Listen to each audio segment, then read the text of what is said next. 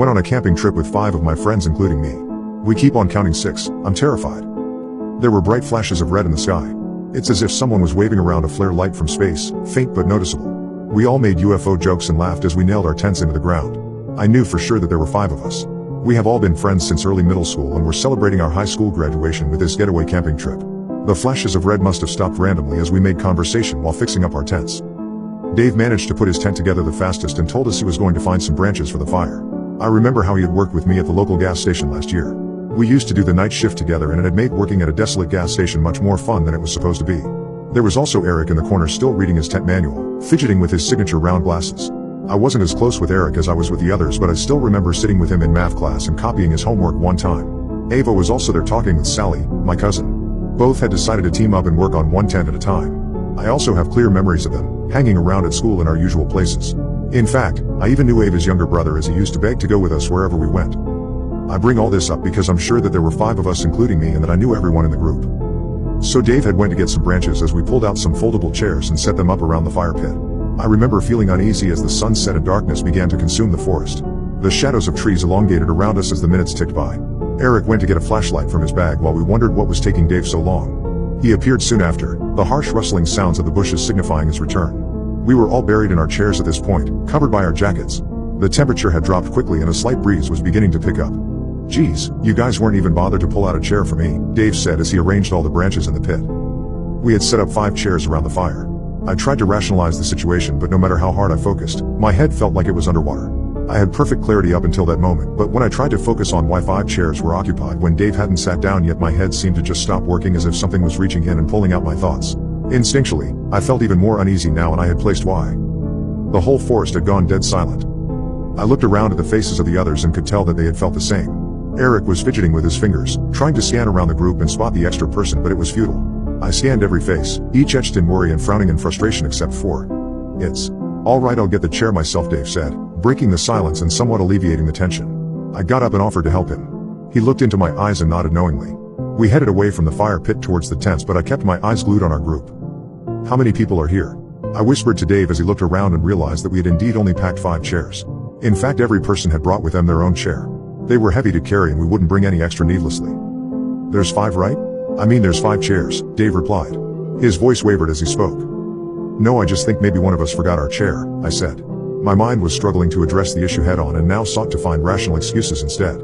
I didn't quite feel in control of my thoughts. It felt like swimming in a dream, and if I tried to force myself to think about who the 6th person was, my head would begin to throb. "Yeah, that sounds about right actually," Dave said, relaxing and heading back to the group. When we walked back to the fire pit and circle of chairs, 2 chairs were empty. One for me and one for Dave. Everything was adding up now, even though we all agreed it wasn't before. Sally suggested we were all probably tired after the long hike to get here and probably just needed some sleep. She could have been right. We were all sleep deprived from waking up very early today to make it on time. Ava brought out the drinks. The whole 6-pack was emptied. We all moved closer to the crackling fire for warmth as we took sips from our cans and reminisced on memories of last year. Ava was in the middle of telling us about that one time she was home alone with weird things happening in her house when I got these sudden chills despite the pleasant warmth of the fire. What felt cozy and safe moments ago felt wrong now, all because I realized that there was a crucial detail I missed.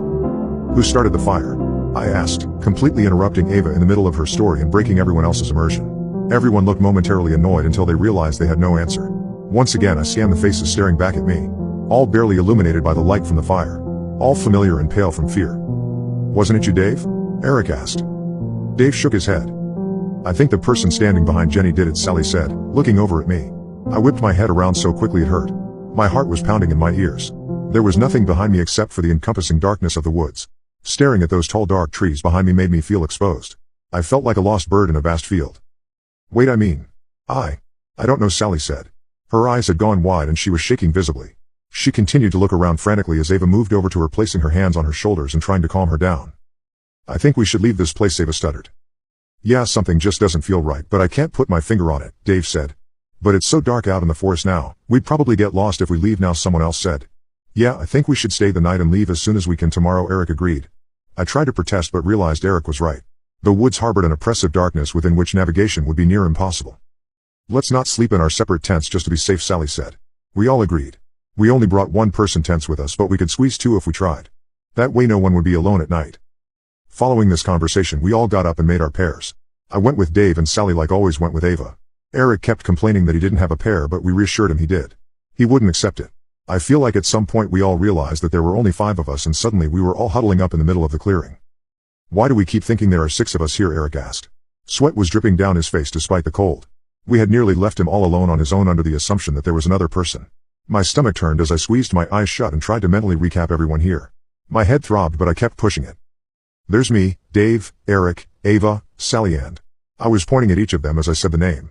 I retched and emptied the contents of my stomach on the ground when I got past Sally.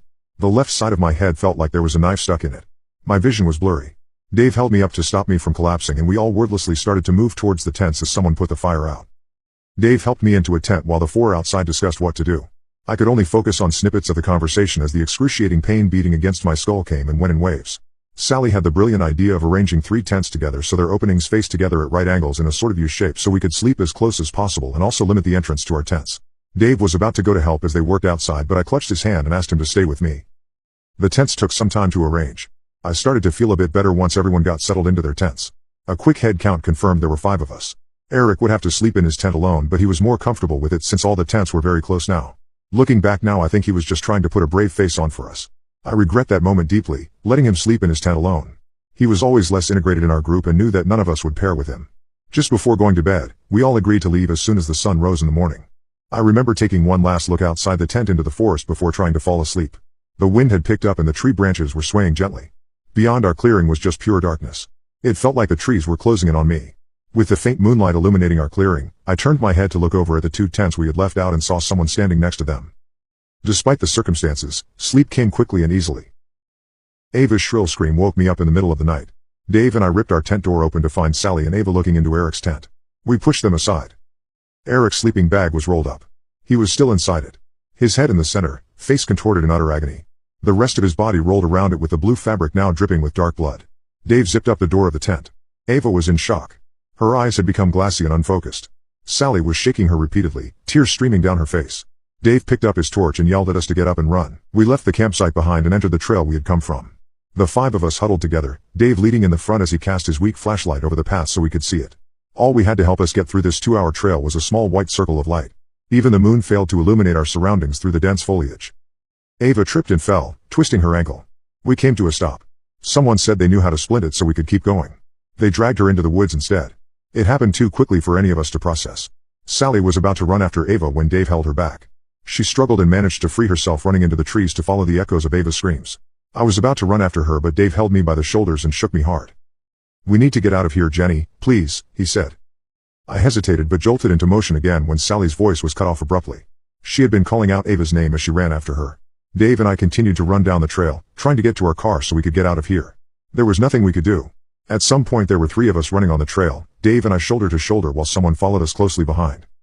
"Dave, who's behind us?" I gasped. My heart was threatening to burst through my ribcage and my legs burned. He turned to look at me. Confusion transformed into fear on his face and then into rage. "You keep running," he told me as he produced a pocket knife from his pants. He handed me the car keys, which I nearly dropped. Then he turned around suddenly and jumped at whoever was behind us. I continued to run in fear as the sounds of a struggle grew behind me. I tripped and tumbled through the trail for what felt like hours. I didn't allow myself to stop. I almost cried when the trail ended and I walked out into the familiar car park. Not wasting a second, I ran to the car and started it up, accelerating out of that forest and onto the highway within mere seconds. I'm typing this post out at a rest stop. My phone has finally regained service and I've called 911 to try and explain the situation. I don't think they believe my version of events, but they sent a car my way regardless. As I wait, the sun is finally starting to rise. After I hit the post button on this, I'm gonna check why the person in my backseat has been so silent the whole time.